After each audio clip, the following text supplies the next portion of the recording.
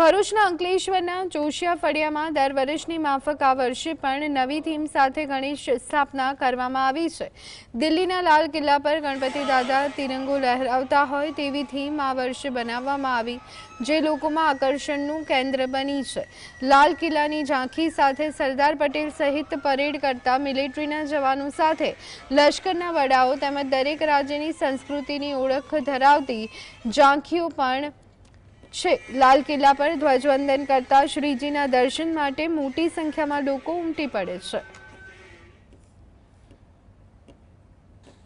જોશિયા ફળિયામાં આવીને જોયું તો ઘણી સરસ થીમ બનાવી છે લાલ કિલ્લાની, અને આપણા નરેન્દ્ર મોદી માનનીય પ્રધાનમંત્રીજી ધ્વજવંદન કરે એવી થીમ છે।